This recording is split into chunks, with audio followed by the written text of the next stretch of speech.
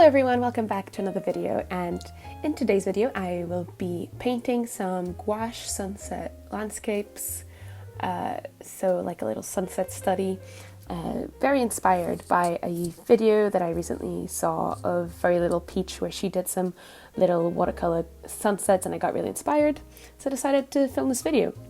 And I put a poll up on my Instagram asking you guys what topic you wanted me to talk about in today's video, and honestly it was kind of not really useful because it ended up being like almost 50-50 in the polls, but I think by like a couple of votes what to draw when you have no ideas won. So I'll be talking about that today, and for everyone who voted for the other topic, I'll be talking about it in another video, don't worry.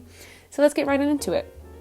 I'd say that the first tip that I give people is definitely Pinterest or just any sort of, dashboard for like Instagram or Tumblr or stuff like that. I'd say is really good because I'm always on Pinterest when I'm having a very bad art block day. I will just have a scroll on there and eventually something will pop up that I will, be kind of drawn to drawing. And it's just a great way to get inspiration and to get ideas. Even if you're having some severe art block, it will, eventually spark up something, even just like a color palette or something, which is actually my next point. I'm like super obsessed with colors and color studies and color palettes. I just love them a lot. So just going through my little Pinterest folder with all of my colors just really helps me, because here and then I will just see like a color combination that I will really like to look at, and I'll be like, okay, this actually is inspiring me to draw this specific thing. So I'd say if you're like a colorful person, you like colors, I definitely say have a look and archive some sick color palettes, because I'd say also creating your own color combinations is really helpful, because I just love sometimes just whacking out my watercolors or my gouache and just making a swatches kind of spread in my sketchbook. So I'm not actually drawing anything, I'm just dumping colors on the page and seeing what colors look good next to each other, if that makes any sense. So yeah, I'd say that's really good for just getting ideas to draw. Something else that kind of fits into the Pinterest topic is having a little folder for these days. So the days that you're having bad art block or just feeling uninspired, just having a folder with loads of inspiration and just even sometimes like simple pictures and photographs that will spark something in you is important. I have many of these on my Pinterest, which again I always leave the link for down in the description of my videos, so you guys can go check out my boards if you need to. Just having a folder for these days, because again, one of the folders I have is my human figure practice.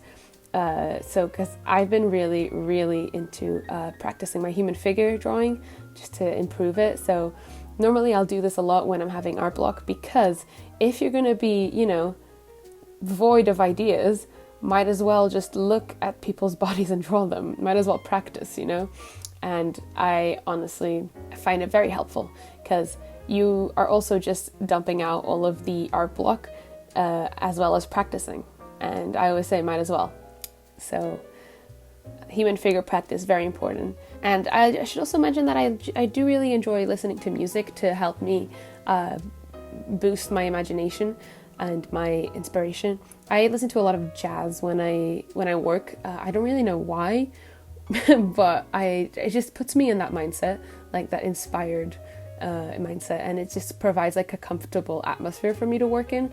Because if you're comfortable and if you're listening to music that you like, it'll help you get out of that art block.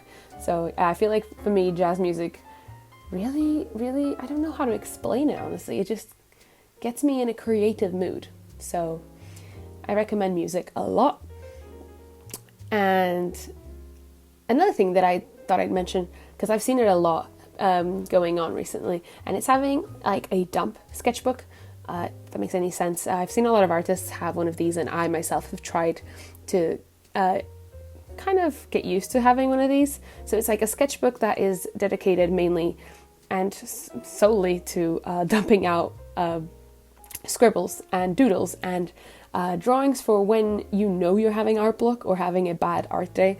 And I feel like these are very important because it's a sketchbook where you open up and you know you don't have any sort of responsibility or intimidation to create something or to be neat and make something pretty. Like, you don't have that sort of responsibility or anything. So it's really good to just, the way I like to put it is to just wash out all of the art block, because I kind of always explain it as being like some sort of clog or like a river or something that you have to cross. So yeah, it just kind of dumps out all of that bad art block, and then you can just, you know, hopefully feel inspired afterwards. So definitely a dump sketchbook is good. Another thing that I thought I'd mention, which is probably like my final tip for today, is to actually look up quotes or poems or little sections from books, because I love going to my local bookshops and just looking up into the poetry section, because I love poetry, and I love picking out either little poems or quotes and then illustrating them, because it's basically a starting point. No matter how much art block you have, it's just good to have a little starting point, and I feel like poetry is really good for that, because you can interpret it as much as you like. So I love illustrating quotes and poems. So yeah, on that note, that was my last tip for today. I really hope you guys enjoyed this video, both me painting and talking to you about art block. I really hope you took something from it as well. Let me know if any of my tips helped. I'd love to know. So yeah, on that note, I will leave you guys. Have a great day, and I'll see you in my next video. Bye bye.